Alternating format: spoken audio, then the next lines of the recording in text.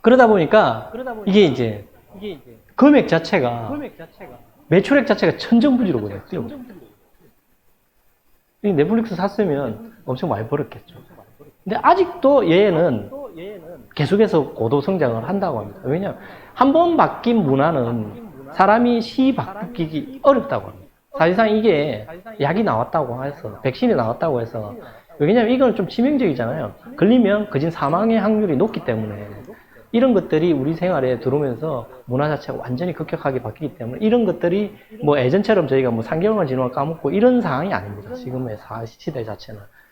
그러다 보니까 이런 것들이 소비의 변화가 트렌드를 바꿔버리는 거죠. 그 다음에 금리 불입입니다. 금리가 사실상 꾸준히 내려가지고 지금 한국금리 0.5%거든요. 근데 은행에 열어놓으면 사실상 뭐 1억 열어놓으면 받을 게 없어요. 세금 나오고. 미국 금리 마찬가지죠. 똑같이.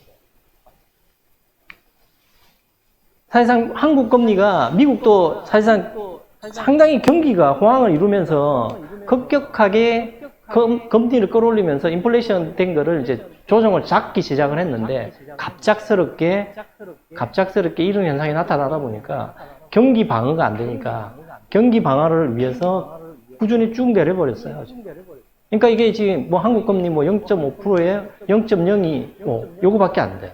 그러니까 결론은 돈 넣어놓으면 은행에 돈 넣어놓으면 이제 돈의 값어치가 없다는 뜻이죠. 하고 지금 정부가 원체 또 돈을 많이 풀고 있는 상황이다 보니까 이렇게 됐을 때 그러면 과연 우리는 어디다가 투자를 해야 되냐? 그게 사실상 부동산도 답이죠. 부동산도 답인데 부동산은 사실상 시드머니가 커야 됩니다. 큰 돈을 가지고 움직이다 보니까 사실상 막상 저희가 지금 부동산에서 분양을 받는다 해도 최소 뭐 한 4천에서 5천 계약금은 걸어야 되니까요. 그렇게 금액이 좀 큰다 이지만 주식은 사실상 지금 제가 뭐 100만 원 안 그러면 50만 원 월급 중에 그것만 있어도 할 수 있는 부분이기 때문에 그래서 주식이 좀 메리트가 있어서 많은 사람들이 관심을 가지는 것 중에 하나입니다. 그러면 이 제로금리 상태가 언제까지 갈까요? 결론은 코로나에 대한 백신이 나오고 그 백신에 대한 이게 뭔가가 종결이 돼야지 그때까지는 계속해서 제로금리 상태를 유지를 할 겁니다. 왜냐하면 이게 금리를 올린다는 거는 결론은 인플레이션이 생겨가지고 경제가 호황이 났을 때 그때에 너무 급격하게 인플레이션이 발생하는 걸 잡기 위해서 금리를 올리는 거거든요. 그게 보통 보면 기준적으로 1년에 보통 한 4번 정도 올릴 수 있거든요. 분기별로 4번 올리는데 한 0.25씩 계속 올릴 수 있습니다. 근데 요번에 경기가 안 좋다 보니까 급격하게 0.25씩 순식간에 내려버렸죠. 1%를 내린다는 거는 인플레이션을 1% 올리는 거는 엄청난 효과를 갖고 오기 때문에 그런 것들이 그 정도로 우리가 경기가 악화됐다고 보시면 될 것 같아요.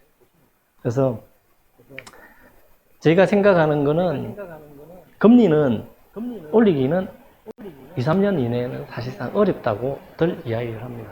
이게 이제 요번 미국의 패드 쪽에 이제 제널 파월 이야기를 했죠. 며칠 전에. 3년간은 제로금리 유지하겠다. 결론은 이분 말이 그지 뭐 미국이 사실상 그 한국의 주식은 미국에 좀 연동해서 따라가는 경향이 많습니다. 왜냐하면 국제적인 경기가 하향이 됐기 때문에. 그래서 3년 동안 금리를 안 올리면 사실상 이게 은퇴하셨던 분들이 투자하기가 막상 어려워져요. 왜? 보통 보면 은행 금리를 가지고 이제 유지를 하시는데 퇴직하시고 어디에 이어가지고 은행 보통 보면 한 2.5%에서 3% 이렇게 됐는데 그것마저도 없이 이제 뭐 거진 제로금리 시대에 오다 보니까 유지하시기가 힘들 거고 매년 사용하시는 돈들은 원금을 깎아먹고 있을 수밖에 없다는 거죠. 그래서 이런 부분에 물가에 대한 상승률 부분 자체가 올라가는 것, 인플레이션이 생기는 것까지도 용인을 하겠다라고 이야기를 했고요. 계속해서 지속을 하겠다라는 의미로 뉴스 지상에 나왔습니다. 그래서 저희는 볼 때 보면 뉴스라든지 언론 매체에 물론 이게 너무 언론 매체에 너무 많은 정보들이 쏟아지다 보니까 저희가 혼란을 느낄 수 있지만 이런 부분들은 한 번씩 짚고 가면 저희한테 도움이 많이 되는 거기 때문에 이게 뭐 세계의 법이라고 보시면 되잖아요. 이게서 3년 동안 안 올리겠다라고 했기 때문에. 그럼 반대로 금리를 올리기 시작하면 그때는 이게 경기가 좋아지고 경기 상황이 인플레이션이 도래됐으니까 사실상 잘못하면 우리가 대출받은 금리도 따라서 오를 수 있다는 그렇게 또 역으로 판단할 수도 있겠죠. 그렇게 보시면 될 것 같고요. 다음에 유동성 부분에 대해서 잠깐 이야기를 드리겠습니다. 저희 나라에서 이게 지금 코로나 발생하고 나서 3월, 4월부터 계속해서 지금 정책 자금에 이제 뭔가를 풀고 있죠. 1차에 32조 풀었거든요. 또 2차에 또 풀었어요. 추가 예산 추경 받아서 3차에 또 풀었어요. 7.8조. 뭐 하여간 뭐 계속 나와요. 뭐 어렵다. 경기 어렵고 뭐 어렵고 뭐 중소기업 어렵고 뭐 해서 계속 나오고 있습니다. 지금 요 근래에 또 들어서 지금 4차 추경 예산 한다고 하죠. 그러고 하나 또 새로운 게 나왔어요. 주식시장에. 한국판 뉴딜을 하겠다. 정부가 내놓은 정책 중에서 여러 가지가 있는데 정부가 하겠다고 하는 것들은 기본적으로 그게 주가에 영향을 상당히 많이 줍니다. 그래서 이게 한 달 전 7월 달부터 이야기를 했거든요. 뉴딜에서 뉴딜 지수를 만들겠다라고. 7월 달부터 사실상 제가 한 2주 전부터 이제 보니까 뉴딜 지수 해갖고 뭐 LG화학하고 뭐 여러 가지 주가들이 올랐다가 갑자기 떨어졌다. 뉴딜 때문에. 그 사실상 7월 달에 발표하고부터 꾸준히 올랐어요. 근데 저희 뉴스상에서 볼 때 그게 이제 갑자기 오른 것처럼 보이고 그게 갑자기 떨어진 것처럼 보일 뿐입니다. 주식이라는 거는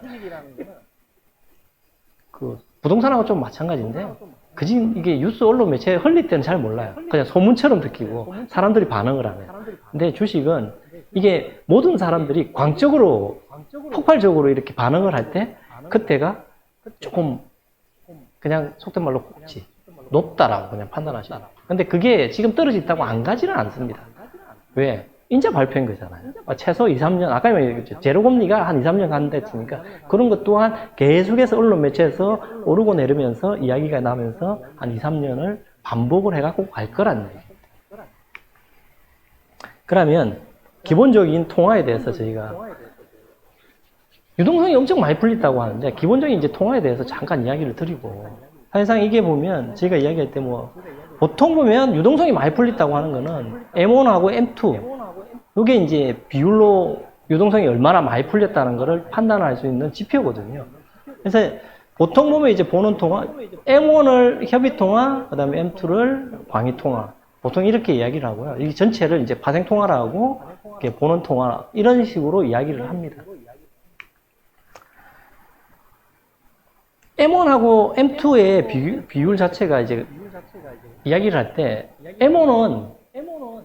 M1은 기본적으로 저희가 이제 바로 현금화 시킬 수 있는 돈. 그 다음에 M2는 현금화 플러스 적금. 이렇게 보시면 될 것 같고요. 그런 돈들이 비율로 봤을 때 돈이 이제 많이 풀려 있으면 거기에 비례한 돈이 많이 이제 비율 자체가 높으면 돈이 많이 풀렸다라고 이야기를 하고. 왜냐면 아까 처럼 은행에 놔둬봐야 돈이 안 들어가잖아요. 이자가 없잖아요. 그러다 보니까 그런 것들이 이제 풀려 나온다고 보시면 될 거고. 그래서 이런 것들이 비율이 높다는 거는 언제든지 이 자산이 정권으로 들어올 수 있다는 거예요. 그래서 저희가 유동성이 많이 풀리면 정치라든지 부동산이라든지가 좋아진다라고 이야기를 할 수 있습니다. 네, 그렇게 좀 이해를 해주시면 좀 쉬울 것 같고요.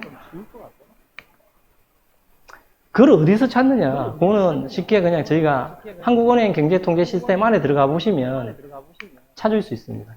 이런 사이트를 들어가셔가지고 여기 보면 이제 M1, M2를 찾을 수 있는 통화가 있거든요. 여기서 이제 데이터를 받아서 제가 엑셀로 가공을 한번 해봤습니다. 엑셀로 가공을 해보니까 이제 보통 보면 이제 이게 이제 평균으로 봤을 때 M1, M2의 평균이 한 28.4였거든요. 지금 현재 상태가 한 그 정도 됩니다. 근데 보통 보면 97년도에 저희 IMF 영화 나왔잖아요. 그때 유동성 장이 안 좋았다고 표현해요. 보면 F2가 떨어졌어요. 그러니까 돈이 없다는 거죠. 물론 뭐 달러도 영향을 엄청 많이 받았겠죠. 근데 이제 97년, 2000년 되면서 우리가 2000년 닷컴 버블 하면서 또 그때 한번 유동성이 상당히 좋았다고 합니다.